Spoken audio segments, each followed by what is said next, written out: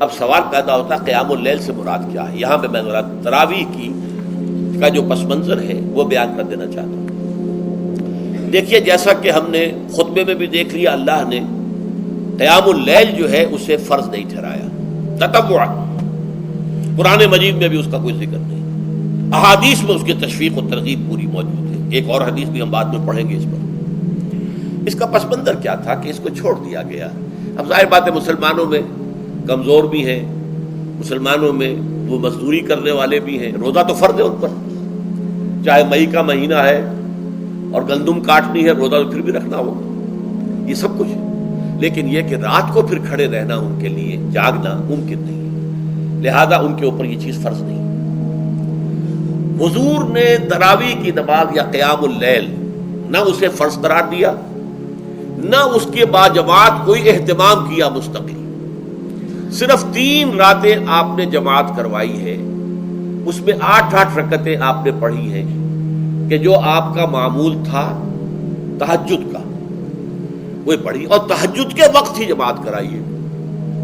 یہ ہے وہ حدیث۔ اس کے علاوہ کسی نماز تراویح جو ہے جو ہم پڑھتے ہیں 20 رکعتیں عشاء کے ساتھ متصل، اس کا کوئی ذکر نہ دور نبوی میں ہے نہ دور صدیق اکبر میں ہے۔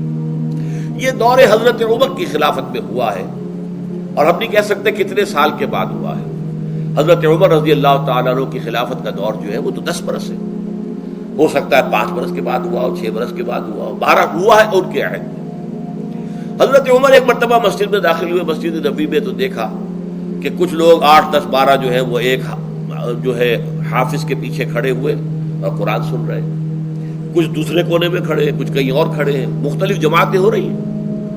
تو انہوں نے سوچا کہ کیوں نہ ان سب کو ایک امام کے پیچھے جمع کر دیا جائے، اور اس کے لیے لوگوں کی سہولت کے لیے عشاء کے ساتھ متصل رکھ دیا جائے، اس لیے کہ تہجد کے وقت اٹھنا جو ہے وہ تو ہر کس و ناقص کا کام نہیں ہے، کہ عشاء کے بعد اگر تھوڑا سا اضافی وقت ہو صرف، تو یہ ہر شخص کر لے گا، مزدور بھی کر لے گا۔ لہذا آپ نے یہ نظام تجویز فرمایا کہ عشاء کے متصلاً بعد 20 رکعت نماز پڑھی جائے اور ایک امام کے پیچھے پڑھی جائے۔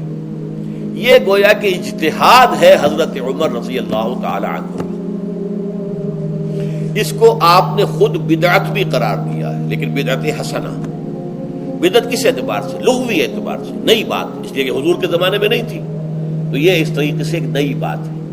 لیکن یہ بات چونکہ بہت اچھی ہے، بہت عمدہ ہے، آپ جب یہ نظام چل پڑا تو ایک دن مسجد میں آئے، دیکھا کہ بڑی بھری مسجد ہے، صحابہ کھڑے ہیں اور ایک امام کے پیچھے قرآن سن رہے ہیں۔ آپ نے فرمایا نعم البدعۃ ھذہ، یہ جو ہم نے نئی بات شروع کی ہے یہ بہت اچھی ہے، بہت عمدہ ہے۔ اب یہاں سے فرق واقع ہو گیا ہے۔ ایک تو اہل تشیع جو ہے وہ تو ویسے ہی حضرت عمر سے بہت دشمنی رکھتے ہیں، عناد رکھتے ہیں، تو حضرت عمر کے اجتہادات سے انہیں نفرت ہے، انہیں دوری ہے، چاہے وہ کوئی سا بھی حضرت عمر کا اجتہاد ہو۔ ہمارے ہاں اہل حدیث حضرات بھی در حقیقت حضرت عمر یا کسی اور خلیفہ راشد کے فعل کو وہ سمجھتے ہیں کہ یہ ایگزیکٹو آرڈرز ہیں، یہ ہمیشہ کے لیے نہیں ہے۔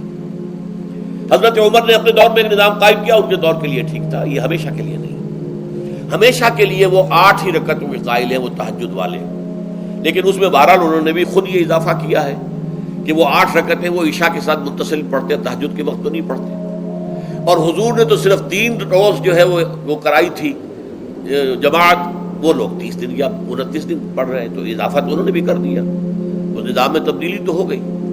لیکن اہل سنت جو کہلاتے ہیں، ہمارے جو 4 جو ہیں، جو ہمارے مسلک ہیں، حنفی، مالکی، شافعی، حنبلی، ان کا اتفاق ہے اس پر حضرت عمر کا، کیونکہ ان کے سامنے اصول یہ ہے کہ حضور نے فرمایا علیکم بسنتی وسنت الخلفاء الراشدین المہدیین، تم پر لازم ہے کہ میری سنت کو پکڑو مضبوطی کے ساتھ، اور میرے خلفاء راشدین مہدیین جو ہیں ان کی سنت کو پکڑو۔ اس اصول سے یہ 4 فقہ جو ہیں حضرت عمر کے اجتہادات جو ہیں ان کو بھی پابندی سمجھتے ہیں کہ تمام عمر کے لیے، قیامت تک کے لیے امت مسلمہ پر ان کی پیروی لازم ہے، لہذا اس میں اجماع ہے۔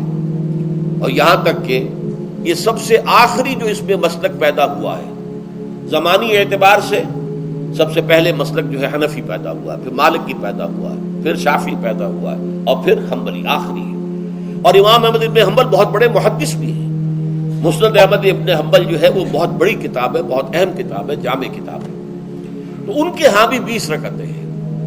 چنانچہ حرمین شریفین میں، سعودی عرب میں، مکے اور مدینہ منورہ میں جو نماز تراویح ہوتی ہے اس کی 20 رکعتیں ہیں.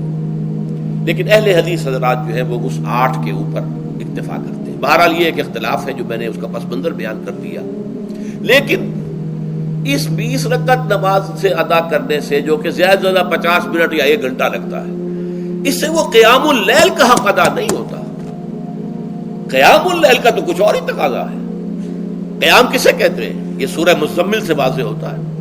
یا ایھا المزمل قم اللیل الا قلیلا نصفہ او انقص منہ قلیلا او زد علیہ ورتل القرآن ترتیلا.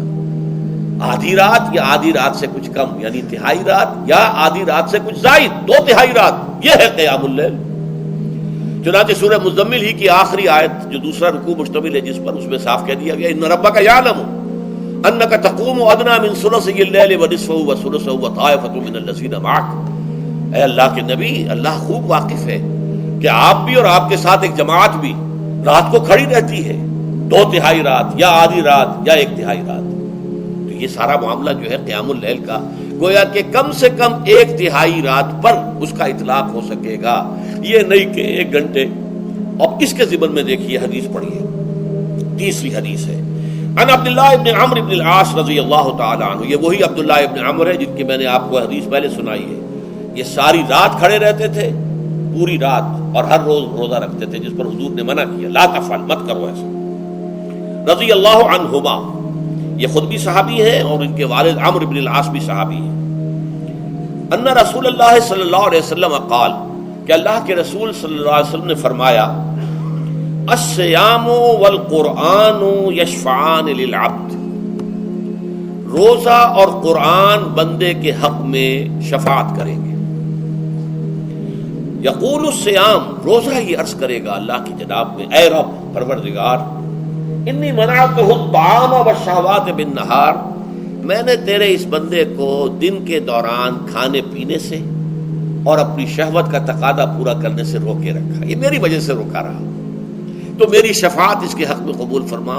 فشفعنی فیہ، میری شفاعت اس کے حق میں قبول فرما. ویقول القرآن، قرآن کیا کہے گا؟ منعتہ النوم باللیل، میں نے اسے رات کے وقت سونے سے، نیند سے روکے رکھا. فشفعنی فیہ، تو اس کے حق میں میری شفاعت قبول فرما.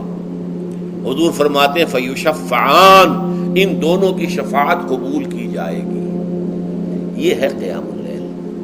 یہ قیام اللیل صرف تراویح کی نماز سے جو پڑھ لی جاتی ہے. اور ہمارے ہاں تو یہ ہے، وہاں کم سے کم یہ تو تھا، صحابہ کرام کھڑے ہوتے تھے تو جو قاری پڑھ رہا ہوتا تھا وہ ان کے دل میں اترتا جاتا تھا، اس کا مضمون اور مفہوم جو ہے ان کو معلوم ہے، لہذا وہ اس کی زبان سے نکلا ہوا ہر لفظ ان کے قلب کی گہرائیوں تک اتر رہا ہے. یہاں تو یہ ہے پیرٹ لائک حافظ ہے، اسے خود پتہ نہیں میں کیا پڑھ رہا ہوں. اکثر حفاظ جو ہیں وہ عالم تو نہیں ہوتے، اور جو سن رہے ہیں انہیں کچھ پتہ نہیں ہم نے کیا سنا ہے. تو ٹھیک ہے، کم سے کم ثواب تو انہیں ملے گا کہ انہوں نے وقت نکالا ہے. 1 گھنٹہ ہی اضافی صحیح، لیکن بہرحال اس کا وقت تو انہوں نے نکالا ہے، محنت کی ہے، کھڑے رہے ہیں، ثواب ملے گا. لیکن جو مقصد ہے وہ حاصل نہیں ہوتا. اس مقصد کے حصول کے لیے اول تو قیام اللیل کی کم سے کم مدت 1 تہائی. اگر کوئی شخص فرض کیجئے کہ اس کے ہاں کوئی اور انتظام نہیں ہے، جیسا کہ ہمارے ہاں ہم نے انتظام کیا ہے بڑے بڑے شہروں میں دورہ ترجمہ قرآن، اس میں ہمیں 5 گھنٹے لگ جاتے، نصف شب کے قریب تری جو ہے معاملہ ہو جاتا.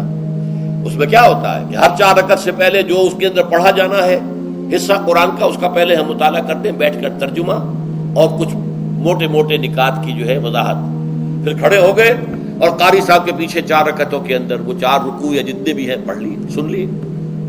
پھر بیٹھ گئے 4 کے بعد پھر اگلی 4 رکعتوں کے اندر جو کچھ پڑھا جانے والا ہے اس کا ترجمہ، اس کی تفہیم ہو گئی. پھر کھڑے ہو گئے، پھر سن لیا. اس طریقے سے 5-6 گھنٹے میں تراویح ختم ہوئی. تو تراویح بھی ہو گئی، حضرت عمر کے اجتہاد پر عمل بھی ہو گیا، 20 تراویح ہو گئی. لیکن یہ ہے کہ اس کے ساتھ جو اصل غرض و غایت ہے قیام اللیل کی، وہ بھی حاصل ہو گئی. یہ ہم نے 17 سال پہلے شروع کیا تھا یا 18 سال پہلے، اور وہ انشاءاللہ اللہ کے فضل و کرم سے اب چل رہا ہے. بڑے بڑے شہروں میں ہو رہا ہے. لاہور میں جن مقامات پر ہو رہا ہے وہ تازہ جو ندائے خلافت ہے اس کے اندر آپ اس کی فہرست دیکھ لیں. کراچی میں تو اس سے غالباً 3 گنا مقامات کے اوپر وہ کام ہو رہا ہے اور دوسرے شہروں میں بھی ہو رہا ہے. تو اس سے در حقیقت وہ غرض و غایت، وہ حکمت جو ہے پوری ہوتی ہے کہ یہ دونوں چیزیں پیرلل ہیں. من صام رمضان ایمانا واحتسابا غفر له ما تقدم من ذنبه ومن قام رمضان ایمانا واحتسابا غفر له ما تقدم من ذنبه. تو صیام اور قیام جو ہے ان دونوں کا حق ادا ہو جاتا ہے.